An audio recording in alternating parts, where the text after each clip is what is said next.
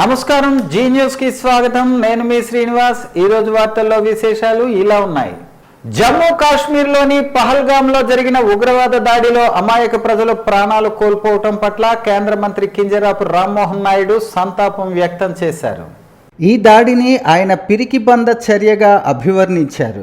ఉగ్రదాడిలో మరణించిన వారి కుటుంబాలకు ప్రగాఢ సానుభూతిని తెలియజేస్తూ గాయపడిన వారు త్వరగా కోలుకోవాలని భగవంతుణ్ణి ప్రార్థిస్తున్నానన్నారు. బాధితులకు సాధ్యమైనంత సహాయం అందించేందుకు అన్ని విధాలుగా కృషి చేస్తామని హామీ ఇచ్చారు. దేశంలో తీవ్రవాదానికి చోటు లేదని, ఇలాంటి అమానుష చర్యలకు పాల్పడిన వారిని వదిలిపెట్టే ప్రసక్తే లేదని స్పష్టం చేస్తూ దేశ భద్రత కోసం కేంద్ర ప్రభుత్వం ఎప్పటికీ కట్టుబడి ఉంటుందని ఆయన పేర్కొన్నారు. రాష్ట్ర ముఖ్యమంత్రి నారా చంద్రబాబు నాయుడు పర్యటన ఈ నెల 24న ఎచ్చెర్ల నియోజకవర్గంలో ఉన్న నేపథ్యంలో పటిష్ట చర్యలు చేపట్టాలని రాష్ట్ర వ్యవసాయ శాఖ మంత్రి కింజరాపు అచ్చెన్నాయుడు అధికార యంత్రాంగాన్ని అప్రమత్తం చేశారు. అత్యంత ప్రతిష్టాత్మకంగా కూటమి ప్రభుత్వం మత్స్యకార భరోసా పథకానికి శ్రీకారం దిద్దుతున్న నేపథ్యాన శ్రీకాకుళం జిల్లా ఎచ్చెర్ల నియోజకవర్గం బుడగట్లపాలెం గ్రామంలో సమావేశం నిర్వహణకు ఎక్కడా ఎటువంటి లోటుపాట్లు తలెత్తకుండా ఏర్పాట్లు చేయాలన్నారు. ఏ చిన్న విషయంలోనూ అలసత్వం కానీ నిర్లక్ష్యం కానీ వహించేందుకు వీల్లేదని అన్నారు. ముఖ్యంగా సభా వేదిక వద్ద జనం గుమిగూడకుండా చర్యలు తీసుకోవాలని, అలానే భద్రతా బలగాలు అనువనువు గాలించి ఏ చిన్న అనుమానం వచ్చినా ఉన్నతాధికారులకు సమాచారం అందించాలన్నారు. అలానే సీఎం పర్యటనకు స్వచ్ఛందంగా జనం వచ్చేందుకు పుష్కల అవకాశాలు ఉన్నందున సంబంధిత వర్గాలకు ఏ ఇబ్బంది లేకుండా చూడాల్సిన బాధ్యత కూడా అధికారులపై ఉందని అన్నారు. ప్రోటోకాల్ నిబంధనలు పాటిస్తూ జిల్లా ప్రజాప్రతినిధులను ఇంకా ఇతర ప్రాంత ప్రతినిధులను పోలీసులు సభా ప్రాంగణాన రిసీవ్ చేసుకోవాలని సూచించారు. ఎవరిని ఇబ్బంది పెట్టవద్దని, నిబంధనల మేరకు వాహనాల అనుమతిని సంబంధిత నియమాలను పాటించాలని తెలిపారు. ఈ మేరకు కలెక్టర్ స్వప్నిల్ దినకర్ పుణ్కర్తోనూ, ఎస్పీ మహేశ్వర్ రెడ్డితోనూ టెలిఫోన్లో మాట్లాడి వివరాలు ఎప్పటికప్పుడు తెలుసుకుంటున్న మంత్రివర్యులు. ఉత్తరాంధ్ర సాగునీటి ప్రాజెక్టులకు ముఖ్యమంత్రి చంద్రబాబు నాయుడు అత్యంత ప్రాధాన్యత ఇస్తున్నారని, 2025 జూన్ నాటికి గోదావరి వరద జలాలను ఉత్తరాంధ్ర సుజల స్రవంతికి అందించటమే లక్ష్యంగా ప్రభుత్వం పనిచేస్తోందని రాష్ట్ర జల వనరుల శాఖ మంత్రి డాక్టర్ నిమ్మల రామానాయుడు స్పష్టం చేశారు. శ్రీకాకుళం నగరం జిల్లా కలెక్టర్ రాష్ట్ర వ్యవసాయ శాఖ మంత్రి కింజరాపు అచ్చెన్నాయుడుతో కలిసి రివ్యూ నిర్వహించారు. ఈ సందర్భంగా ఆయన మాట్లాడుతూ గత 5 ఏళ్లలో ఉత్తరాంధ్ర సాగునీటి ప్రాజెక్టులను నిర్లక్ష్యం చేసిన గత ప్రభుత్వం వారి 5 ఏళ్ల బడ్జెట్లో సాగునీటి రంగానికి కేవలం 32,000 కోట్లు మాత్రమే కేటాయించిందని విమర్శించారు. చంద్రబాబు నాయుడు పాలనలో 2014-19 మధ్య 70,000 కోట్లు కేటాయించామని, తాము అధికారంలోకి వచ్చిన ఈ 9 నెలల్లోనే 35,000 కోట్లు ఇచ్చామని వివరించారు. వంశధార ప్రాజెక్టుకు అత్యధిక ప్రాధాన్యత ఇస్తున్నామని, నేరడి బ్యారేజీ నిర్మాణం విషయంలో ఒడిశాతో ఉన్న సమస్యలను పరిష్కరించడానికి కృషి చేస్తున్నామని మంత్రి తెలిపారు. హిరమండలం రిజర్వాయర్ను పూర్తి సామర్థ్యానికి నింపేందుకు చర్యలు తీసుకుంటామని, గొట్టా బ్యారేజ్ ఆధునీకరణ పనులు త్వరలోనే ప్రారంభిస్తామని చెప్పారు. మదన గోపాల సాగరం, మహేంద్ర తనయ ఆఫ్షోర్ ప్రాజెక్టులను కూడా పూర్తి చేస్తామని, వంశధార, నాగావళి నదుల అనుసంధాన పనులను వేగవంతం చేస్తామని ప్రకటించారు. పోలవరం ప్రాజెక్టు పూర్తయ్యే వరకు వేచి చూడకుండా లెఫ్ట్ కెనాల్ ద్వారా ఉత్తరాంధ్ర సుజల స్రవంతికి నీరు అందించటమే లక్ష్యమని మంత్రి స్పష్టం చేశారు. గత ప్రభుత్వం ఉత్తరాంధ్ర సుజల స్రవంతికి ₹1 కూడా కేటాయించలేదని, ఇదే జిల్లాకు అప్పట్లో పనిచేసిన 3 మంత్రులు, 1 శాసన సభాపతి కూడా ప్రాజెక్టులను పట్టించుకోలేదని విమర్శించారు. టెండర్ల దశలో ఆగిపోయిన అన్ని ప్రాజెక్టులకు టెండర్లు పిలుస్తున్నామని, లస్కర్లకు జీతాలు కూడా ఇవ్వలేని దుస్థితిని తాము చక్కదిద్దామని చెప్పారు. ఈ కార్యక్రమంలో రాష్ట్ర వ్యవసాయ శాఖ మంత్రి కింజరాపు అచ్చెన్నాయుడు, జిల్లా కలెక్టర్ స్వప్నిల్ దినకర్ పుణ్కర్, జిల్లాకు చెందిన శాసనసభ్యులు, జల వనరుల శాఖ అధికారులు పాల్గొన్నారు. అంతకంటే ముందు శ్రీకాకుళం జిల్లాలో టెక్కలి, హిరమండలం, మెలియాపుట్టి ప్రాంతాల్లో పర్యటించి పలు ప్రాజెక్టులను పరిశీలించారు. 14-19లో 5 సంవత్సరాల్లో మన బడ్జెట్ టోటల్ గా 7 లక్షల కోట్లు. 7 లక్షల కోట్లలో మేము 71,000 కోట్లు పెట్టాం. వీళ్ళు 19-24 5 సంవత్సరాల్లో వీళ్ళ బడ్జెట్ 12 లక్షల కోట్లు, వీళ్ళు పెట్టింది 32,000 కోట్లు. అంటే ఇరిగేషన్ శాఖకి ఎంత నిర్లక్ష్యం చేశారో అదొక ఉదాహరణ. మళ్ళీ ఈరోజు మీ అందరి ఆశీర్వాదంతో తెలుగుదేశం, జనసేన, బీజేపీ, ఎన్డీఏ ప్రభుత్వం వచ్చింది. ఈ 9 నెలల కాలంలోనే మొన్న ఓటాన్ అకౌంట్ బడ్జెట్ లో ఒక 17,000 కోట్లు, అదేవిధంగా మొన్నటి బడ్జెట్ లో ఒక 18,000 కోట్లు, అంటే 35,000 కోట్ల రూపాయలు ఈ మొదటి సంవత్సరంలోనే ఇరిగేషన్ శాఖకు ఈరోజు ఎన్డీఏ ప్రభుత్వం నిధులు కేటాయించింది అని అంటే 5 సంవత్సరాల్లో వైఎస్ఆర్సీపీ ప్రభుత్వం 32,000 కోట్లు కేటాయిస్తే ఇవాళ ఎన్డీఏ ప్రభుత్వం 9 నెలల్లోనే 35,000 కోట్ల రూపాయలు ఇరిగేషన్ కి కేటాయించింది అని అంటే ఈ యొక్క ఇరిగేషన్ కి ప్రభుత్వం ఇస్తున్నటువంటి ప్రాధాన్యతకి అదే ఒక ఉదాహరణ తెలియజేసుకుంటూ, అందులో ముఖ్యంగా ఏదైతే ఈ రోజు ఉత్తరాంధ్రకు ఒక ఉజ్వలమైనటువంటి భవిష్యత్తు ఉండాలనేటువంటి ఆలోచనతో ఈ రోజు చంద్రబాబు నాయుడు గారు కూడా చాలా క్లియర్ గా ఉత్తరాంధ్ర ప్రజల రుణం తీర్చుకునేటువంటి విధంగా ఇరిగేషన్ శాఖకు అత్యధిక ప్రాధాన్యతనిచ్చి 1-2 రోజులు ప్రతి ప్రాజెక్టుని కూడా మీరు రివ్యూ చేసుకుని ఆ రివ్యూ చేసినటువంటి ప్రాజెక్టుల యొక్క నోట్స్ అన్ని కూడా మళ్ళీ మీరు ఒక్కసారి మనం రివ్యూ చేసుకుని తొందరలోనే ఉత్తరాంధ్రలో కూడా ఒక రోజు నేనే ఉత్తరాంధ్ర సుజల స్రవంతి మీద కూడా రివ్యూ చేస్తానని చెప్పి స్వయంగా చంద్రబాబు నాయుడు గారు ముఖ్యమంత్రి గారు చెప్పారని అంటే ఈ ఉత్తరాంధ్ర మీద, ఉత్తరాంధ్ర ఇరిగేషన్ ప్రాజెక్టుల మీద ఆయన ఉన్నటువంటి శ్రద్ధకే అది కూడా ఒక నిదర్శనం అని చెప్పి కూడా తెలియజేసుకుంటూ, ఆధ్యాత్మిక చింతనతోనే మానసిక ప్రశాంతత కలుగుతుందని శ్రీకాకుళం ఎమ్మెల్యే గొండు శంకర్ అన్నారు. శ్రీకాకుళం నగరంలోని విశాఖ ఏ కాలనీలో మొదటి లైన్లో శ్రీ శ్రీ శ్రీ నీలమణి దుర్గాదేవి ఆలయ శంకుస్థాపన బుధవారం ఘనంగా నిర్వహించారు. ఈ సందర్భంగా ఆయన మాట్లాడుతూ ఆధ్యాత్మికత మానసిక ఉల్లాసానికి దోహదపడుతుందని ఎమ్మెల్యే చెప్పారు. ఒత్తిడి, ఆందోళనలను తగ్గించవచ్చునని, ఆనందం, సంతృప్తిని పొందవచ్చునని పేర్కొన్నారు. ఆధ్యాత్మిక అభ్యాసాలు మన మనస్సును శాంతపరచడానికి ఎంతో సహాయపడతాయన్నారు. ఆధ్యాత్మికత మన మానసిక ఆరోగ్యంపై సానుకూల ప్రభావాన్ని చూపుతుందన్నారు.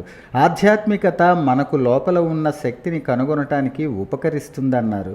ప్రజలు ఈ పోటీ ప్రపంచంలో అధికంగా ఒత్తిడికి గురయ్యే పరిస్థితులు నెలకొంటున్నాయని, కావున ప్రతి ఒక్కరూ భక్తి మార్గంలో నడవాలని సూచించారు. ఆధ్యాత్మికత అంటే ప్రేమ, కరుణ, పరోపకారం, మరణానంతర జీవితం, జ్ఞానం, సత్యం వంటి సార్వత్రిక ఇతివృత్తాలను అన్వేషించడం. సాధువులు, పండితులు వంటి కొంతమంది వ్యక్తులు ఉన్నత స్థాయి అభివృద్ధిని చేరుకున్నారని తెలిపారు. ఈ కార్యక్రమంలో కూటమి పార్టీల నాయకులు, స్థానికులు అధిక సంఖ్యలో పాల్గొన్నారు.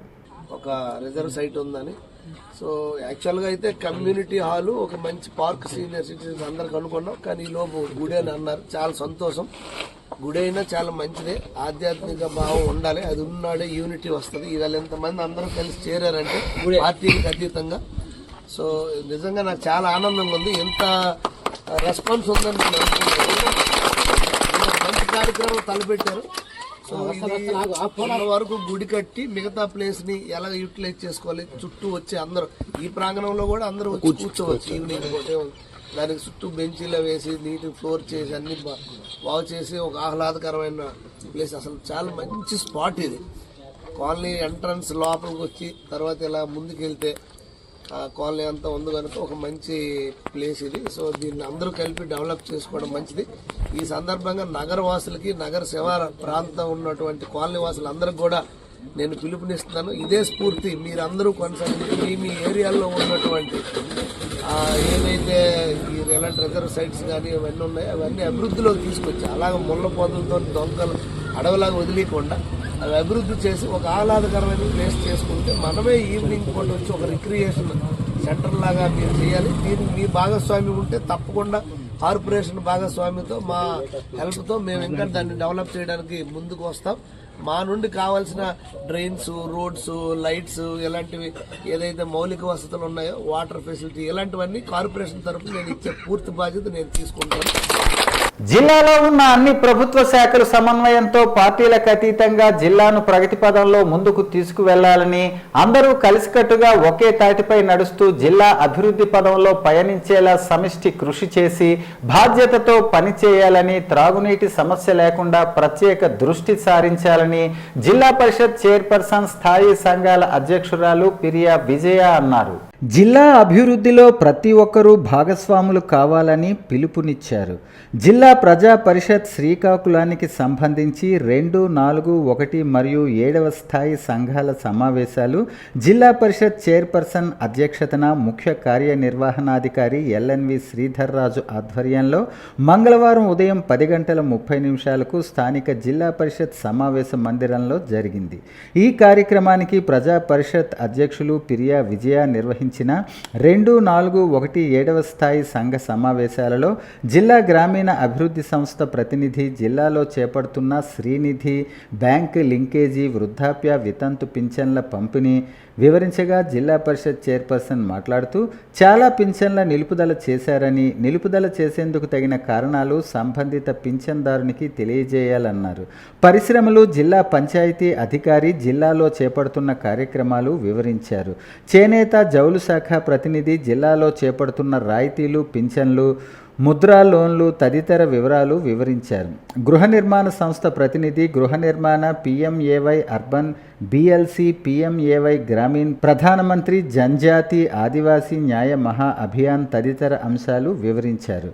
జిల్లా గ్రామీణ నీటి యాజమాన్య సంస్థ జిల్లాలో చేపడుతున్న ఉపాధి హామీ పనుల వివరాలను, జాబ్ కార్డ్స్, బీమా తదితర అంశాలు PD సుధాకర్ వివరించారు.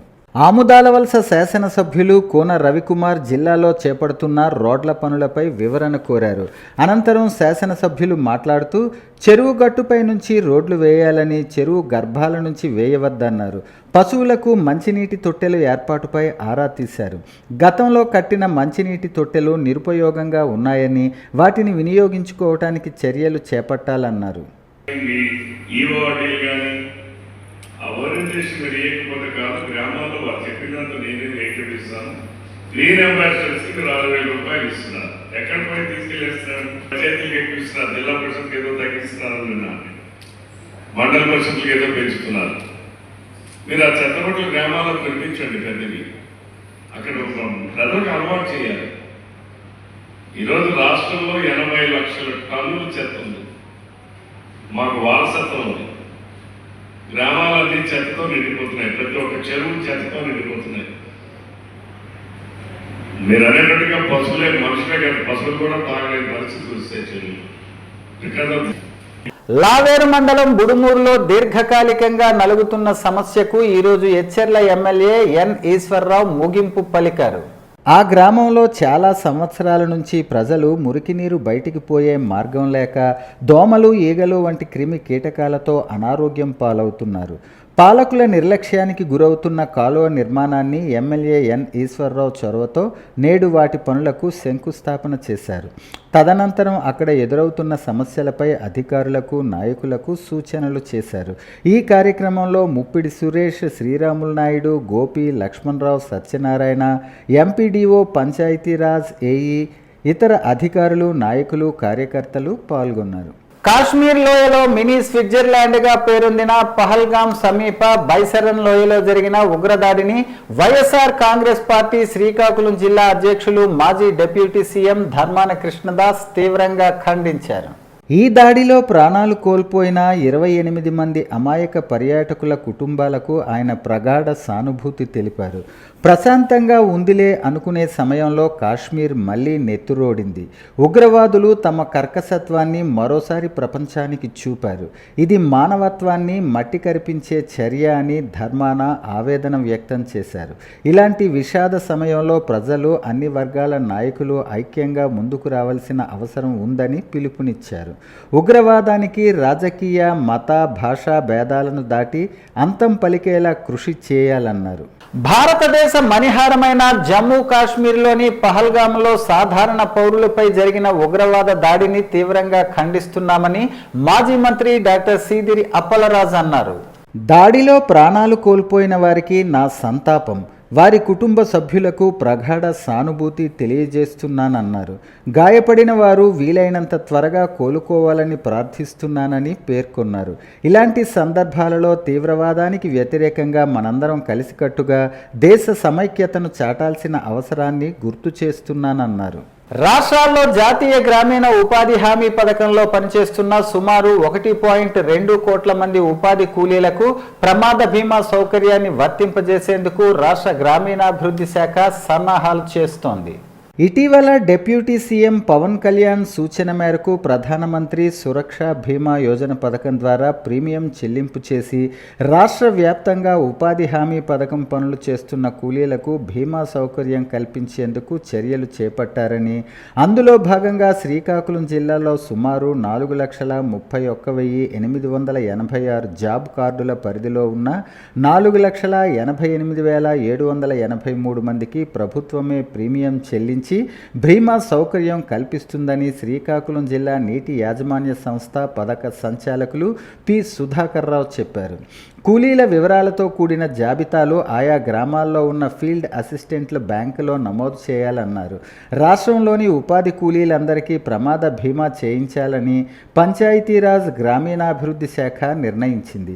ఇటీవల మొగల్తూరులో జరిగిన రోడ్డు ప్రమాదంలో ఉపాధి కూలీలు చనిపోయినప్పుడు వారికి బీమా లేకపోవడంతో ఆ కుటుంబాలకు ఎలాంటి ఆర్థిక సాయం అందని పరిస్థితి ఏర్పడింది.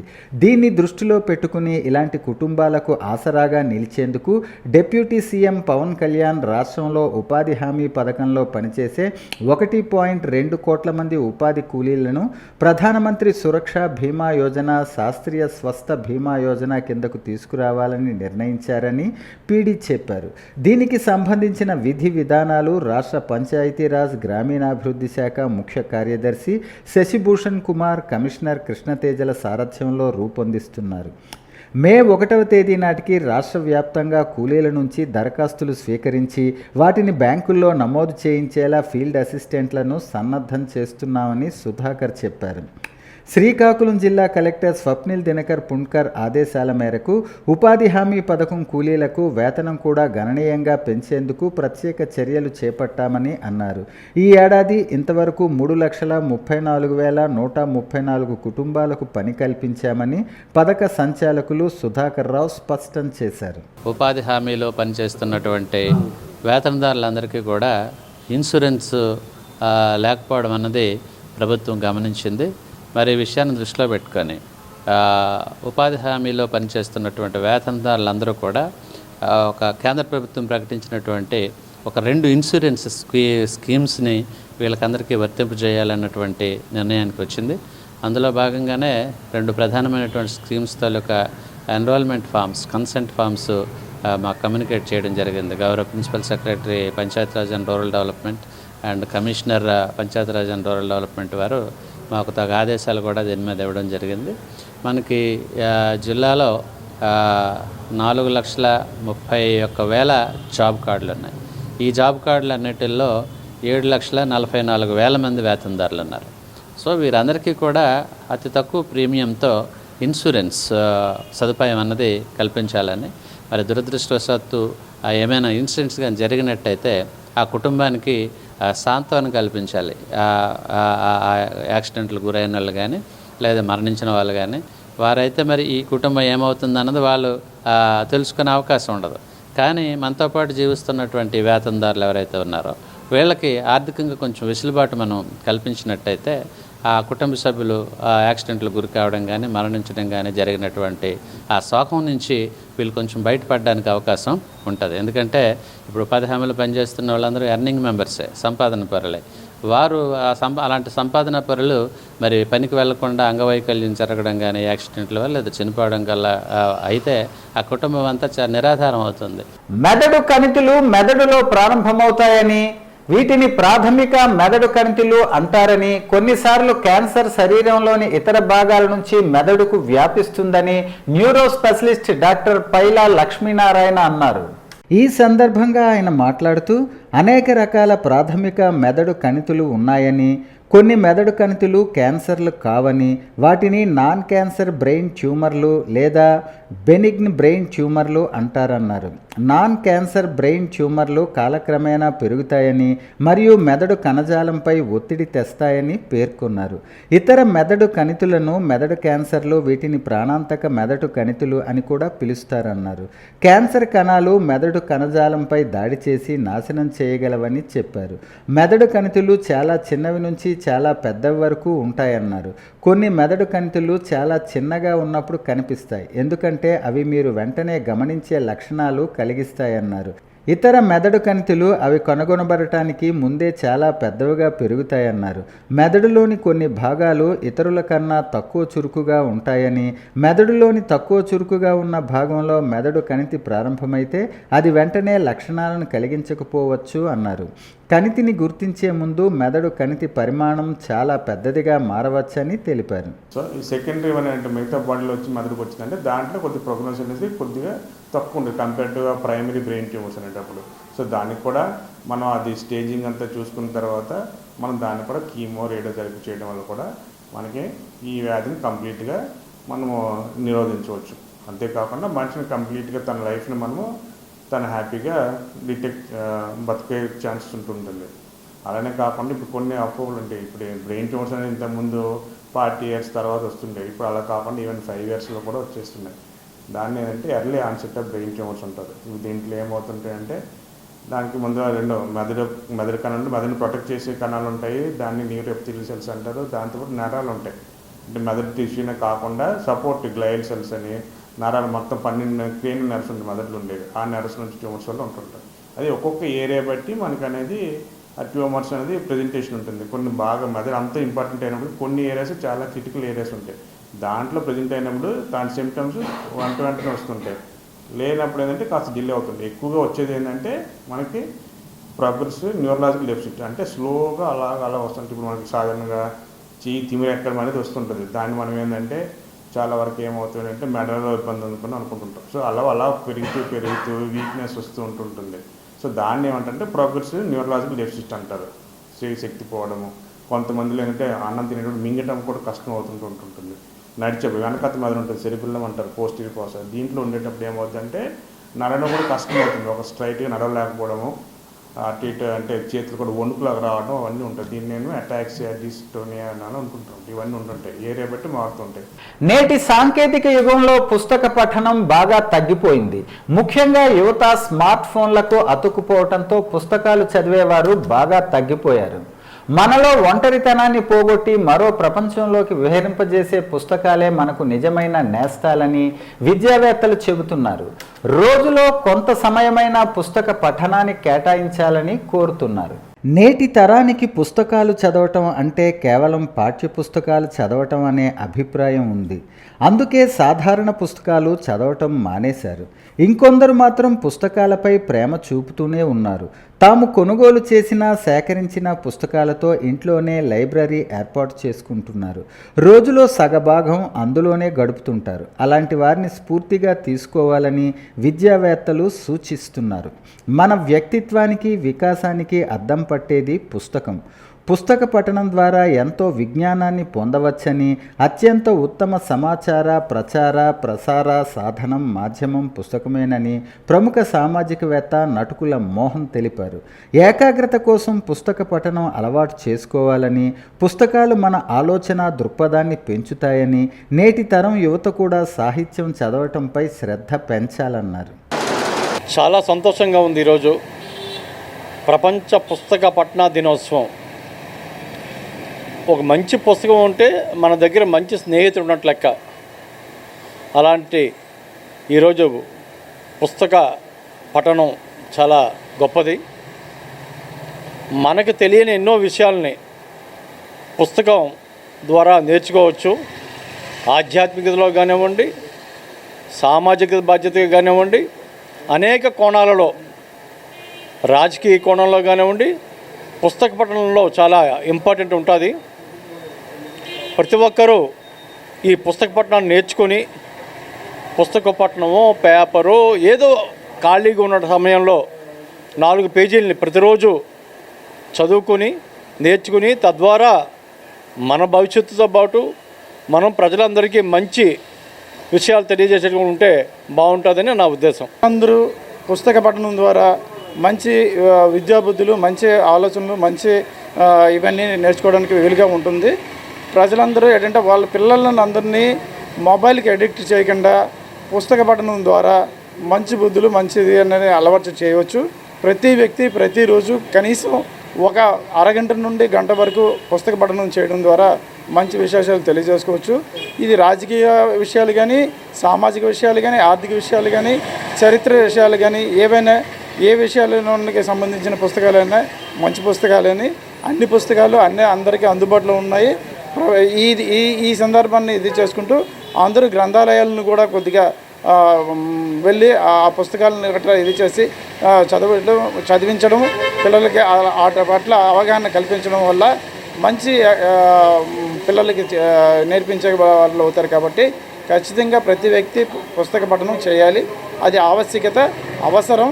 అది ఆలోచన పిల్లలందరికీ దృష్టిలో పెట్టడం వల్ల పదే చదివించడం వల్ల వాళ్ళు మరికొద్దిగా ఇది చేసి మొబైల్కి దూరంగా ఉండి మంచి అభివృద్ధిలోకి వచ్చి సమాజానికి సత్ప్రవర్తన ఇచ్చేసి సమాజ బాగుపట్ల కృషి చేయగలుగుతారని కోరుచున్నాను.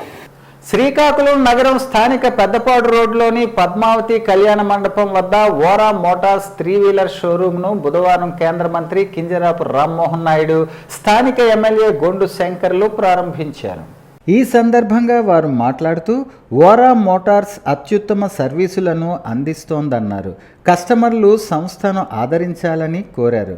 ఓరా మోటార్స్ మేనేజింగ్ డైరెక్టర్ పిల్లి కృష్ణకాంత్, డైరెక్టర్ అడుసుమిల్లి జానకిరాములు మాట్లాడుతూ ప్రయాణికులకు అనుకూలమైన 3 చక్రాల వాహనాలను విక్రయిస్తున్నామన్నారు. SDX classic passenger, Ace LDX cargo luggage, యాప్ LDX క్లాసిక్ కార్గో లగేజ్ శ్రేణుల్లో వాహనాలు అందుబాటులో ఉన్నాయన్నారు. ఓరా మోటార్స్ పర్యావరణ అనుకూల రవాణా పరిష్కారాలను అందించడానికి, రాష్ట్రమంతటా వినియోగదారులకు దాని పరిధిని విస్తరించడానికి అంకిత భావంతో ఉన్నాయన్నారు. శ్రీకాకుళంలోని కొత్త షోరూం ఈ శాశ్వత లక్ష్యానికి నిదర్శనమన్నారు. కార్యక్రమంలో Piaggio vehicles private limited zonal head Maheshwari, zonal head service J Venkateswararao తదితరులు పాల్గొన్నారు. We are here for the launch of our showroom, Ora Motors 3-wheeler division. Ora Motors we started in 2012. We started with 2-wheelers. Now we are expanding our wings to 3-wheelers also in Srikakulam. We are the sole dealers for whole Piaggio for 3 districts, Visakhapatnam, Vizag and Srikakulam now. Here today our chief guest is Sri Rammohan Naidu Garu, Aviation Minister, and the guest of honor is Gundu Shankar Rao Garu, MLA.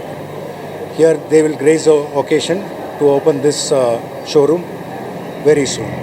And I have with me Mr. Janikram Garu, our director, and Mr. Anil, sales from Piaggio company. He will tell you the details, more details of it. My name is Krishnakant. I am the managing director of Ora Motors. We are very happy from Piaggio తరపు నుంచి that we are opening a new dealership ఇక్కడ. Almost Piaggio 27 years నుంచి కంట్రీలో ఉంది. Last mile transport ఏదైతే మన 3-వీలర్ cargo కానివ్వండి, 3-వీలర్ small packs కానివ్వండి, బిగ్ ప్యాక్స్ కానివ్వండి, ఈ సెగ్మెంట్లో ఇంక్లూడింగ్ ఈవీ కూడా. సో గత 27 ఇయర్స్గా మాకు పియాజో అనే కంపెనీకి మాకు ఎక్స్పీరియన్స్ ఉంది ఇక్కడ. సో ఇప్పుడు ఈ పర్టికులర్ డీలర్షిప్ ఇక్కడ ఓరా మోటార్స్తో we're starting here in Srikakulam. Ora Motors already Vizag, Vizianagaram కూడా ఉంది. So and they are starting the new branch ఇక్కడ. సో మీకు వచ్చినంత ఎందాక అయినట్టుగా we'll have three wheeler passenger, small packs ఉంటాయి, బిగ్ ప్యాక్స్ ఉంటాయి, మీడియం సైజ్ వెహికల్స్ కూడా ఉంటాయి. అలాగే కార్గోలో కూడా we have 3 different models, 5.5 feet, 5 feet, 6 feet అవి కూడా ఉంటాయి. అలాగే ఈవీ కూడా అవైలబుల్ ఉంది. అక్రమంగా గంజాయి తరలిస్తున్న గారమండలం పొగాకువానిపేట గ్రామానికి చెందిన దువ్వు సాయి సురేష్ రెడ్డి అలియాస్ సాయి అనే యువకుడిని మంగళవారం పోలీసులు అరెస్టు చేశారు.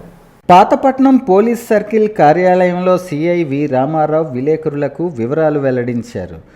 గారమండలం పొగాకువానిపేటకు చెందిన దువ్వు సాయి సురేష్ రెడ్డి అలియాస్ సాయి ఐటీఐ చదువుతూ మధ్యలో మానేసి వెల్డింగ్ పనులు చేస్తుండేవాడు. ఈ క్రమంలో మంగళవారం నెల్లూరు జిల్లాకు తరలించేందుకు 5.662 కిలోల గంజాయిని 3 ప్యాకెట్లుగా తయారు చేసి బ్యాగ్ ఒడిశా నుంచి నడిచి వస్తుండగా పాతపట్నం చెక్పోస్ట్ వద్ద పోలీసులు పట్టుకున్నారు. నెల్లూరు జిల్లా సూళ్లూరుపేటకు చెందిన వ్యక్తికి అప్పగించేందుకు గంజాయిని తీసుకొస్తున్నట్లు గుర్తించారు. గంజాయిని స్వాధీనం చేసుకుని సాయిని అరెస్టు చేశారు. సమావేశంలో SI B Lavanya, ASI Simhachalam పోలీసులు పాల్గొన్నారు. ఈ షట్టర్ వర్క్స్ ఏమైనా చేస్తుండేవాడు. ఇతను ఇంకా ఇదే క్రమంలో ఈ పనులు చేసే క్రమంలోనే నెల్లూరు జిల్లా సూలూరుపేటకు చెందిన ఒక వ్యక్తితో పరిచయం అయ్యి అతనితో పాటు గంజాయి ట్రాన్స్పోర్టేషన్ చేద్దామని చెప్పేసి అతనికి సప్లై చేద్దామని చెప్పేసి ఒప్పందం కూర్చుకొని అలాగే వీళ్ళతో పాటు వర్క్ చేసేవాడు ఒక అతను ఒరిస్సాలోని ఆర్వదగిరి ఏరియాకి చెందిన ఒక వ్యక్తికి అతను వీళ్ళకి సప్లై అనమాట. ఈరోజు అతని దగ్గర నుంచి గంజాయి తీసుకొని సూలూరుపేటకు చెందిన వ్యక్తికి అందిద్దామని చెప్పేసి ఈరోజు అక్కడ పర్లకంలో గంజాయి తీసుకొని 5.6 కేజీ గంజాయి తీసుకొని శ్రీకాకుళం వెళ్తూ అక్కడ నుంచి సూలూరుపేట చెందిన వ్యక్తి అతను తీసుకొని వెళ్తాడనమాట. ఈ క్రమంలో ఈరోజు ఇక్కడ పట్టుబడ్డాడు. మన పాతపట్నం పోలీసు చెక్ పోస్ట్ దగ్గర పట్టుబడ్డాడు. ఇందులోన మన పాతపట్నం ఎస్ఐ లావణి గారు, అలాగే చెక్ పోస్ట్ దగ్గర సిబ్బంది, పాతపట్నం సిబ్బంది ఏసీ 1159 PC 2047 వీళ్ళందరూ కూడా గుడ్ వర్క్ చేశారు. ఎస్పీ సార్ వీళ్ళని అభినందించారు. యాక్చువల్గా ఇతను ఐటీఐ చేశాడు. తర్వాత మర్చెంట్ నేవీకి 6 నెలలు వెళ్ళాల్సిన వ్యక్తి కొంచెం డబ్బులు ఇలా ఆశపడి ప్రలోభపడి అవసరంగా భవిష్యత్తును నాశనం చేసుకుంటున్నారు. ఈ పిల్లలందరూ పిల్లల బిహేవియర్ మీద కూడా తల్లిదండ్రులు కొంచెం గమనించి ఇలాంటి చెడు అలవాట్లకు ఈ నడవడికు తొందరగా అట్రాక్ట్ అవుతున్నారు. వాళ్ళు కొంచెం మంచి మార్గంలో ఉంచాలి. ఇది పాపం మన ఎస్పీ సార్ కూడా ఈ గంజాయి మీద ప్రత్యేకమైన ఇంట్రెస్ట్తో ఉన్నారు. అందుకనే ఇక్కడ ఒక చెక్ పోస్ట్, అలాగే గోకుల్ దగ్గర ఒక చెక్ పోస్ట్ కూడా పెట్టడం జరిగింది. శ్రీకాకుళం నగరవాసుల ఆరాధ్య దైవంగా కొలిచే అమ్మలగన్న అమ్మ ముత్యాలమ్మ సన్నిధిలో సుబ్రహ్మణ్య స్వామి విగ్రహాన్ని అంగరంగ వైభవంగా ప్రతిష్ఠ నిర్వహించారు. వేద పండితులు బ్రహ్మశ్రీ కళ్యాణ చక్రవర్తి ఆలయ అర్చకుల పర్యవేక్షణలో మందిర నిర్వాహకుల ఆధ్వర్యంలో ప్రత్యేక పూజలు చేపట్టారు. హోమాలు, అర్చనలు, విశేష పూజలను శాస్త్రోక్తంగా చేపట్టి అమ్మవారు సుబ్రహ్మణ్య స్వామి విగ్రహం మరియు అమ్మవారి పాదాలను ప్రతిష్ఠించారు. భక్తులకు తీర్థ ప్రసాదాలు అందించారు. మధ్యాహ్నం అన్న ప్రసాద వితరణ జరిగింది.